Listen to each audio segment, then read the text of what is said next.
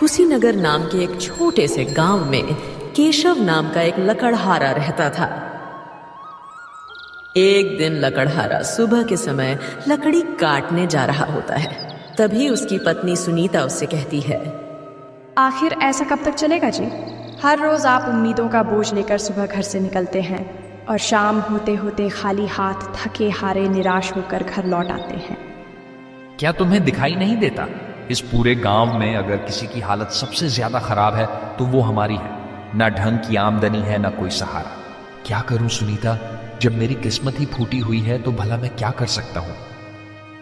हर बार लगता है कि अब हालात सुधरेंगे, अब जिंदगी थोड़ी आसान होगी, लेकिन नहीं। जैसे ही एक उम्मीद की किरण नजर आती है, वैसे ही कोई ना कोई मुसीबत आकर सब कुछ उजाड़ देती है। अब तू ही देख, पहली बार जैसे तैसे थोड़ा बहुत पैसा जोड़ा था, सोचा था कि घर की मरम्मत करवा दूंगा, लेकिन तभी तू बीमार पड़ गई। जो कुछ भी जोड़ा था सब तेरे इलाज में चला गया। उसके बाद सोहन के हाथ में वह गहरी चोट लग गई। उसका इलाज करवाने में जो बचा खुचा था वह भी चला गया। दोनों पति पत्नी आपस में बात कर ही रहे थे कि तभी उनका 8 साल का बेटा सोहन उनके पास आता है। वो अपने पिता से कहता है, पिताजी, हमारे घर में बहुत दिनों से कोई अच्छा खाना नहीं बना है। हर रोज रूखी सूखी रोटी खानी पड़ती है।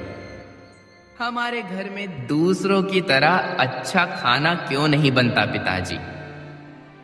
बेटा तुम चिंता मत करो, बस कुछ ही दिनों की बात है। उसके बाद हम लोग दूसरों की तरह अच्छा खाना बनाएंगे, फिर जो तेरा दिल करेगा वही खाएंगे। पिताजी, हमारे घर के बराबर में जो मोहन चाचा रहते हैं, कल उनके घर बहुत अच्छा खाना बना था। खाने की खुशबू सूंघ कर मैं उसके घर चला गया, लेकिन उन्होंने मुझे देखते ही खाना छुपा दिया। अपने मासूम बेटी की बात सुनकर सुनीता रोने लगी। अपनी पत्नी की यह हालत देखकर केशव कुछ नहीं बोला और चुपचाप उदास मन से लकड़ी काटने चला गया। जंगल में पहुंचकर जैसे ही केशव लकड़ी काटने लगता है तो उसे अपने शरीर में बहुत कमजोरी महसूस होती है। वो खुद से कहने लगता है, अब तो बाजुओं में भी पहले जैसी ताकत नहीं रही। अब तो लकड़ी काटना भी मुश्किल हो जाता है, और उससे भी ज्यादा मुश्किल लकड़ियों को बेचना हो जाता है। अब घर की हालत देखी नहीं जाती। केशव यह सोच ही रहा था कि तभी उसका मित्र सुमेंद्र उसके पास आता है। तो वो केशव से कहता है, क्या बात है भाई केशव, बहुत उदास दिख रहे हो, और आज तुम्हारे हाथों में पहले जैसा जोर भी नहीं दिख रहा। क्या बताऊं भाई, तुम तो जानते ही हो मैं कितनी बड़ी आर्थिक तंगी में हूं। मेहनत तो बहुत करता हूं, लेकिन किस्मत साथ नहीं देती। केशव की बात सुनकर सुमेंद्र कहता है, भाई केशव, तेरी यह हालत देखकर तरस आता है, लेकिन कोई कर भी क्या सकता है। अब तो गांव के लोग भी तेरे बारे में उल्टी सीधी बातें बनाते हैं। जब तू आज लकड़ी काट कर आ रहा था तो एक आदमी मुखिया जी से तेरे बारे में कह रहा था कि केशव को गांव से निकाल देना चाहिए, क्योंकि केशव बहुत बड़ा मनहूस है। उसकी मनहूसियत धीरे धीरे पूरे गांव में फैल रही है। उसकी वजह से कभी भी हमारा गांव बर्बाद हो सकता है। केशव ने सुमेंद्र की बात का कोई जवाब नहीं दिया। केशव को चुप देखकर सुमेंद्र वहां से चला जाता है। सुमेंद्र के जाने के बाद केशव सोचने लगता है, हे ईश्वर, आखिर मेरे साथ ही यह क्यों हो रहा है? मैंने तो कभी किसी का बुरा नहीं चाहा, कभी किसी का दिल नहीं दुखाया, फिर मेरे ही सपनों के दिए क्यों बुझ गए? मेरी उम्मीदों के चिराग एक एक करके क्यों बुझते गए? धुंध ऐसी छाई है जिंदगी में कि अब तो कोई रास्ता भी नजर नहीं आता। यह गरीबी इसने मुझे अंदर से तोड़कर रख दिया है। इतना सोचकर केशव हिम्मत जुटाकर कुछ लकड़ियां काट लेता है और फिर उन्हें बेचने निकल जाता है। काफी देर हो जाती है, लेकिन कोई भी उसकी लकड़ी नहीं खरीदता। लगता है आज भी खाली हाथ ही लौटना पड़ेगा। सुनीता बड़ी उम्मीद से मेरी राह देख रही होगी, सोच रही होगी कि मैं कुछ खाने को जरूर लाऊंगा, पर मैं क्या करूं? हालात ही ऐसे हैं। अब तो घर लौटने का भी मन नहीं करता। उस मासूम की नजरों का सामना कैसे करूंगा? वो नन्हा बच्चा भूखा होगा, आज मैं उसे क्या जवाब दूंगा? पूरे दिन का थका हारा केशव लकड़ी का गट्ठर लेकर अपने घर चला जाता है। लकड़ी का गट्ठर घर के बाहर डालकर वो दबे पांव घर के अंदर गया। जब उसकी पत्नी ने उसे इस तरह आते देखा तो बोली, क्या बात है जी, आज आप इतने उदास क्यों हैं? केशव अपनी पत्नी की बात का कोई जवाब नहीं देता। अपने पति को वो चुपचाप देखकर कहती है, आप बोलते क्यों नहीं? आखिर क्या बात है जो आज आप इतने उदास हो? केशव की आंखों में आंसू आ गए। वो अपनी पत्नी से कहने लगा, सुनीता, अब तो सारे गांव वाले भी मेरी बुरी किस्मत का मजाक उड़ाने लगे हैं। कोई मुझे मनहूस बताता है तो कोई कुछ कहता है, और आज किसी ने लकड़ी भी नहीं खरीदी, कोई पूछने तक नहीं आया। सोचा था लकड़ी बिक जाएगी तो आज घर में कुछ अच्छा खाने के लिए लेकर आऊंगा, लेकिन सोचा हुआ कहां पूरा होता है। अब फिक्र मत करो, ईश्वर ने चाहा तो एक दिन सब ठीक हो जाएगा।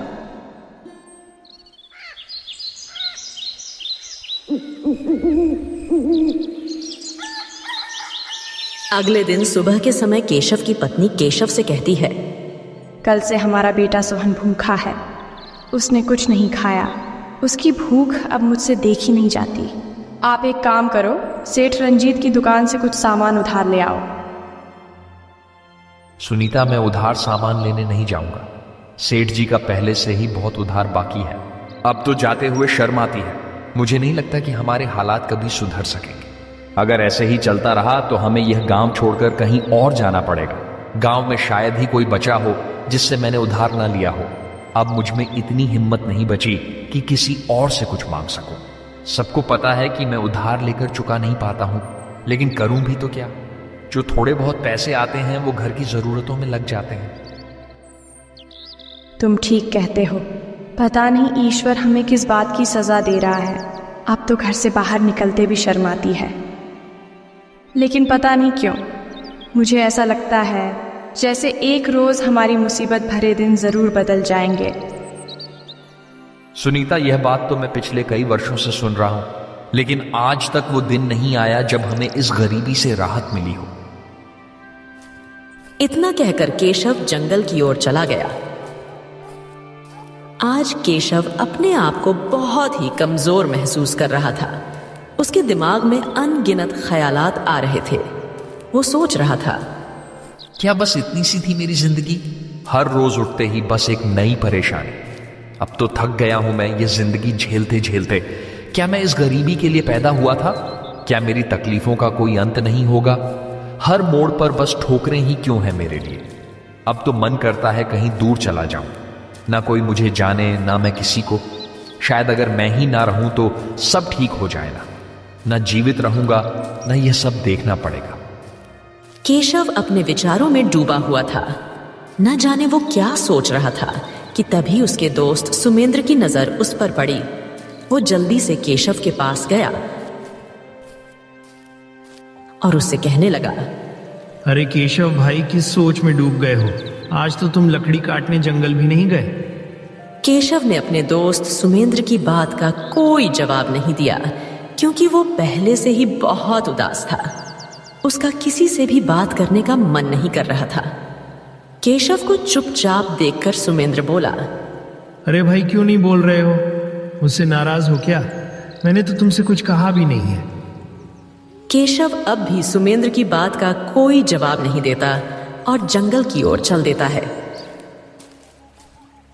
यह देख सुमेंद्र को बहुत गुस्सा आता है। अरे बड़ा अजीब आदमी है। हम बोले जा रहे हैं और ये खुद बोलने को ही तैयार नहीं है। मुझे पता लगाना ही होगा, आखिर क्या बात है। उधर केशव जंगल में जाकर एक पेड़ के नीचे बैठ गया और कहने लगा, हे ईश्वर, तू मेरी अभी कितनी और परीक्षा लेगा? मैं तो किसी के सामने रो भी नहीं सकता, क्योंकि सब गरीबी का मजाक बनाते हैं। केशव यह सोच ही रहा था कि तभी उसे एक आवाज आई,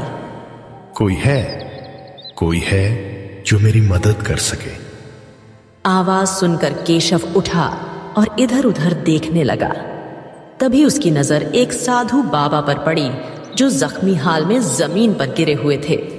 केशव तुरंत उनके पास गया। बाबा, आपके पैर से खून बह रहा है, ये आपको चोट कैसे लगी? बेटा, मैं बहुत जरूरी काम से राजा के पास जा रहा था। जल्दीबाजी में मेरा पैर एक नुकीली लकड़ी से टकरा गया, जिससे मेरे पैर से खून बहने लगा है। केशव जल्दी से साधु महाराज के पैर पर एक कपड़ा बांध दिया, जिससे साधु बाबा का खून बहना बंद हो गया। फिर साधु महाराज केशव से कहने लगे, बेटा, मुझे बहुत प्यास लगी है। प्यास की वजह से मेरा गला सूख रहा है। अगर जल्दी से पानी नहीं मिला तो शायद मैं बच ना सकूं। कृपया तुम मेरे लिए कहीं से पानी ले आओ। बाबा, आप परेशान मत होइए, मैं अभी आपके लिए कहीं से पानी लेकर आता हूं। केशव तुरंत पानी की तलाश में निकल गया। काफी ढूंढने के बाद उसे कहीं पानी नहीं मिला। इससे केशव घबरा गया और इधर उधर देखने लगा, शायद कहीं से पानी मिल जाए। लेकिन उस जंगल में दूर दूर तक कोई तालाब दिखाई नहीं दे रहा था। हार थक कर केशव साधु महाराज के पास लौट आया और कहने लगा, साधु बाबा, मैंने बहुत तलाश किया लेकिन कहीं भी पानी नहीं मिला। अगर आपको पता हो कि पानी कहां मिल सकता है तो आप मुझे बता दीजिए, मैं अभी पानी ले आऊंगा। बेटा, यहां से 6 मील दूर एक तालाब है। वहां तुम्हें पानी मिल सकता है। वहां से तुम मेरे लिए पानी ले आओ। साधु बाबा की बात सुनकर थका हारा केशव जल्दी से पानी के लिए तालाब की ओर चल दिया।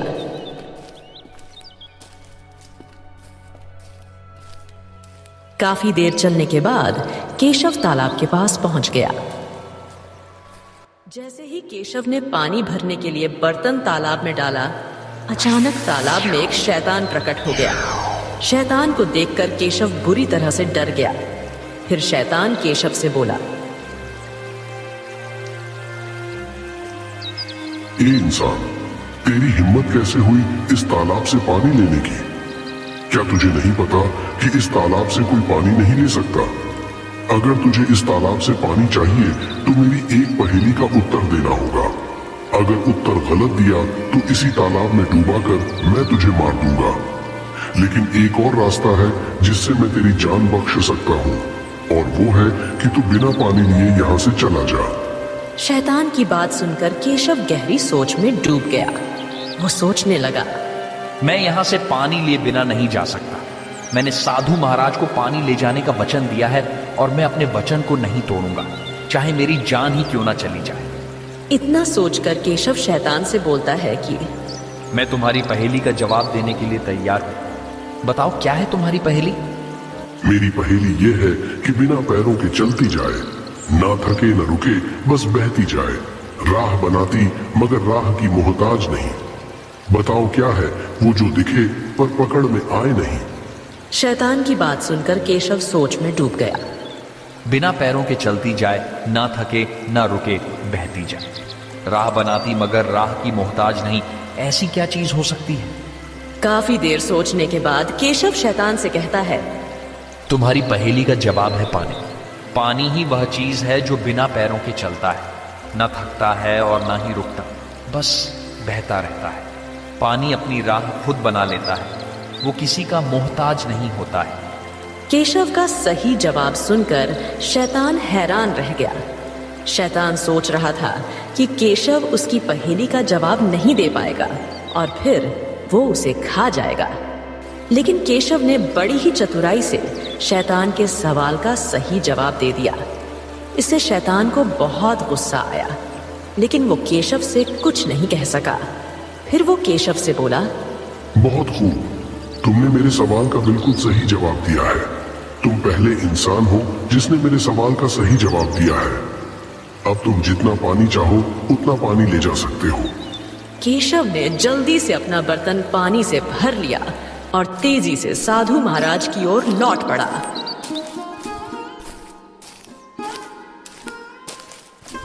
कुछ ही देर में केशव साधु बाबा के पास पहुंच गया। बाबा, मैं पानी ले आया हूं। केशव की आवाज सुनकर साधु बाबा ने आंखें खोली।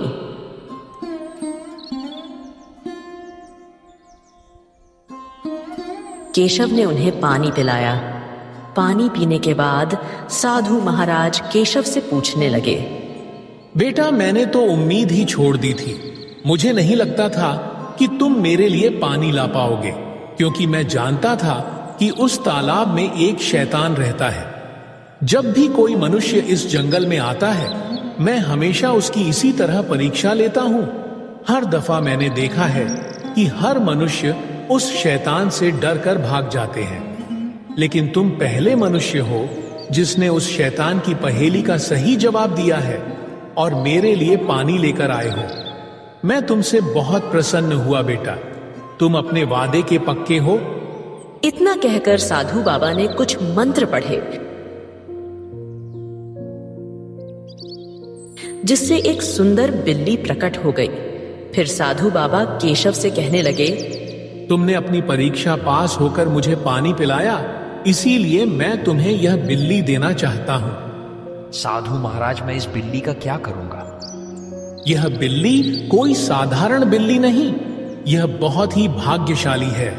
इसे अपने घर ले जा और अपनी बेटी की तरह पाल। यह बिल्ली तेरी किस्मत बदल देगा। मैं जानता हूं तू सबसे ज्यादा अपनी किस्मत से परेशान है, वरना तेरे अंदर तो कोई कमी नहीं है। तू मेहनती है, ईमानदार है, ना तुझ में लालच है, ना किसी का बुरा करने का भाव। तू तो वो है जो दूसरों की मदद करता है, चाहे खुद कितनी ही मुश्किल क्यों ना हो। यह बिल्ली तेरे जीवन की दिशा बदल देगा। अब तू यहां से जा, तेरी पत्नी तेरा इंतजार कर रही होगी। साधु महाराज के कहने पर केशव उस बिल्ली को अपने घर ले जाता है। जब उसकी पत्नी बिल्ली को देखती है तो वह केशव से कहती है, आप ये बिल्ली कहां से ले आए जी?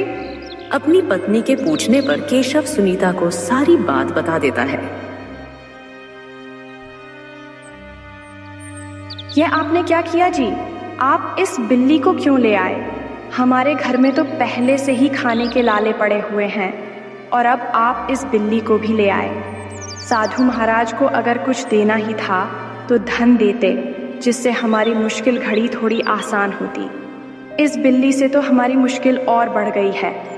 सुनीता, ऐसा ना कहो। साधु महाराज ने कुछ सोच समझ कर ही यह बिल्ली मुझे दिया होगा। उन्हें भी तो हमारी गरीबी के बारे में अच्छी तरह से पता है। दोनों पति पत्नी आपस में बात कर ही रहे थे कि तभी वहां उनका बेटा सोहन आ जाता है।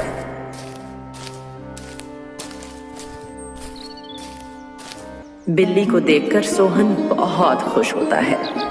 वो अपने पिता से कहता है, पिताजी, यह बिल्ली तो बहुत ही सुंदर है। यह मुझे बहुत पसंद आया। मेरे साथ गांव का कोई भी बच्चा नहीं खेलता है क्योंकि हम गरीब हैं, लेकिन अब मैं इस बिल्ली के साथ खेला करूंगा। इतना कहकर सोहन बिल्ली को लेकर घर के बाहर चला जाता है और उसके साथ खेलने लगता है। बिल्ली इतना सुंदर था कि जिस किसी की भी नजर उस पर पड़ती, वो बिल्ली की तरफ खींचा चला जाता।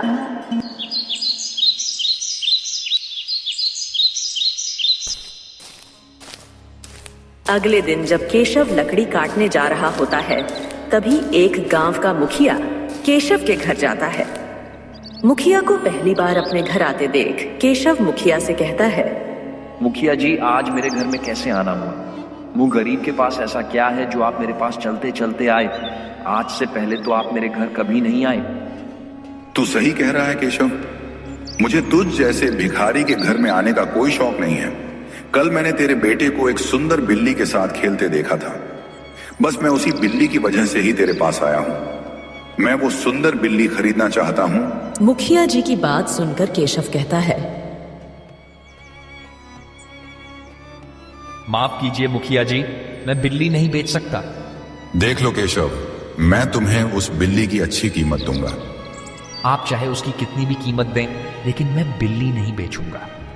केशव की बात सुनकर मुखिया को गुस्सा आ गया, लेकिन वो हरि ओम से कुछ न कह सका और चुपचाप अपने घर चला गया।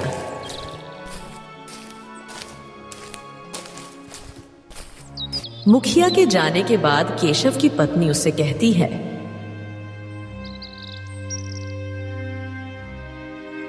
ये आपने क्या किया जी? आखिर आप इस बिल्ली का क्या करोगे? आपको यह बिल्ली मुखिया जी को बेच देना चाहिए था। मुखिया जी हमें इस बिल्ली की अच्छी रकम दे रहे थे, जिससे हमारे हालात कुछ बेहतर हो जाते। सुनीता, मैं ये बिल्ली किसी भी कीमत पर नहीं बेचूंगा, क्योंकि ये बिल्ली मुझे साधु बाबा ने भेंट किया है और भेंट की हुई चीज को कभी नहीं बेचते हैं।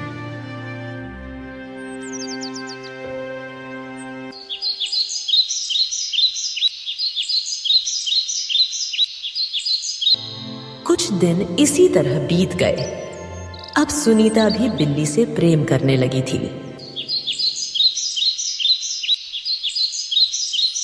एक दिन एक बहुत बड़ा व्यापारी केशव के घर आया और केशव से कहने लगा, क्या तुम्हारा ही नाम केशव है? जी हाँ, मेरा ही नाम केशव है। बताइए क्या काम था? मुझे तुम्हारा वो सुंदर बिल्ली खरीदना है। वो मुझे बहुत ही अच्छा लगा। तुम जितना चाहो उतनी कीमत देने के लिए तैयार हूं मैं उस बिल्ली की। मुझे धन से कोई प्रेम नहीं है। आप मुझे चाहे कितना भी धन दो, लेकिन मैं वह बिल्ली नहीं बेचूंगा। अरे बड़े बेवकूफ इंसान हो। मुंह मांगी कीमत मिल रही है, फिर भी बेचने को तैयार नहीं हो। चलो कोई बात नहीं, जैसी तुम्हारी मर्जी। इतना कहकर व्यापारी चला जाता है। व्यापारी के जाने के बाद केशव की पत्नी गुस्से में अपने पति से कहती है, जब से यह बिल्ली हमारे घर में आया है, हमें इससे कोई फायदा नहीं हुआ है, बल्कि इसकी वजह से हमारे घर का खर्च और बढ़ गया है।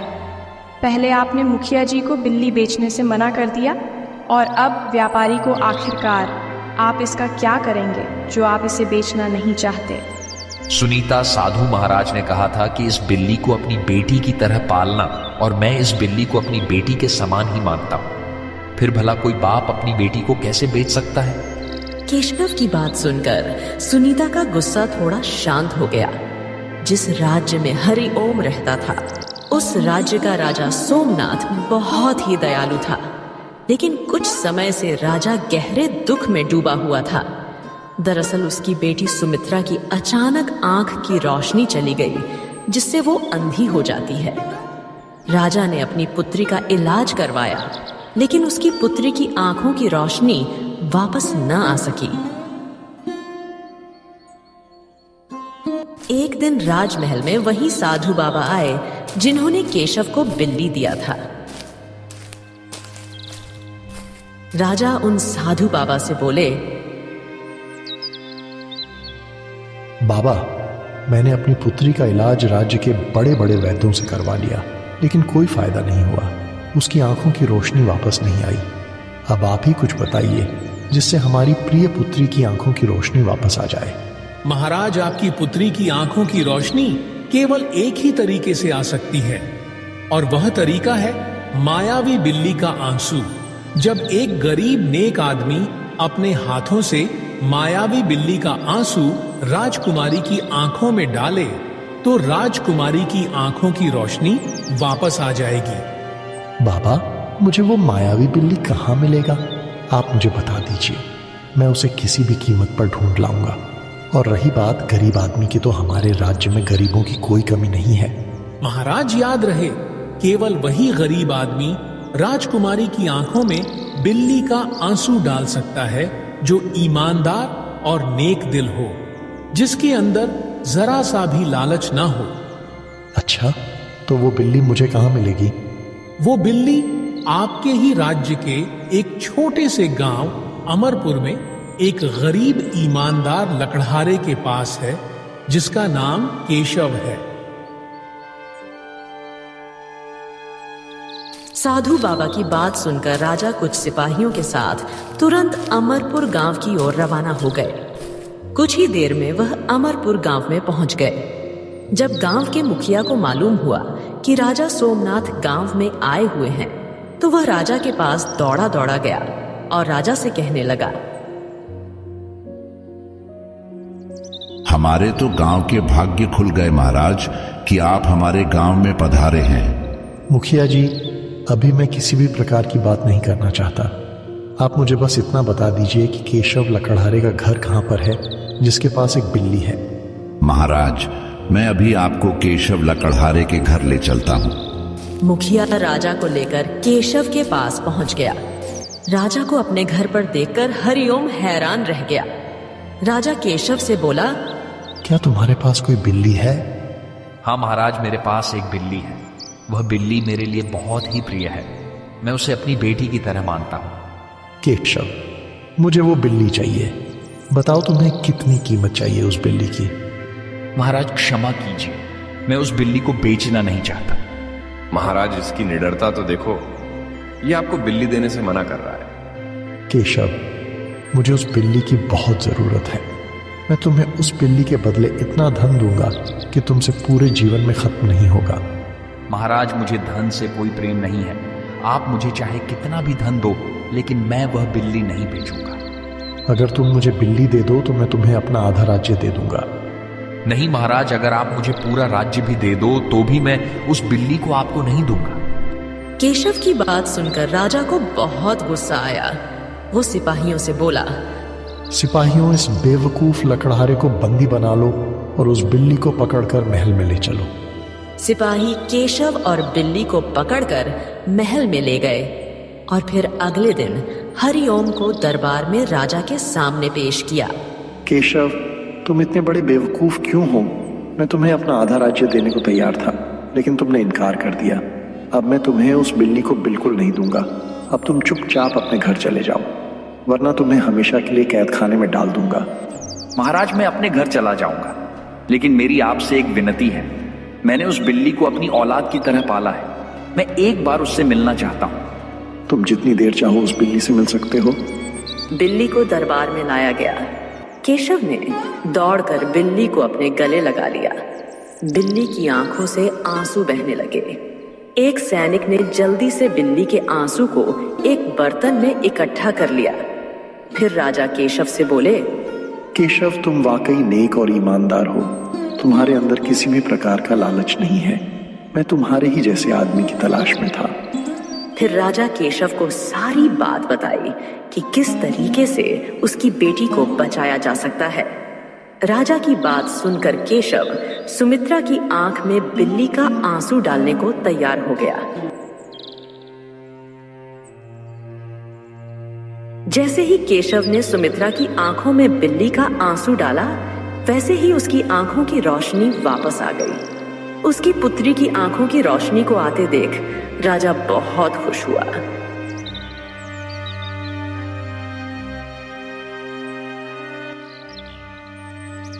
केशव, तुम्हारी वजह से ही सुमित्रा की आंखों की रोशनी वापस आई है।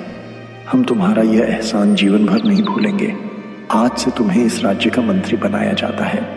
मुझे तुम्हारे जैसे ही नेक और ईमानदार इंसान की जरूरत थी, जिसके अंदर जरा सा भी लालच ना हो। राजा केशव को मंत्री पद पर नियुक्त कर देता है। उसके बाद राजा केशव को खूब सारा धन देता है, जिससे केशव की गरीबी हमेशा के लिए दूर हो जाती है और फिर केशव अपने परिवार के साथ राजमहल में रहने लगता है।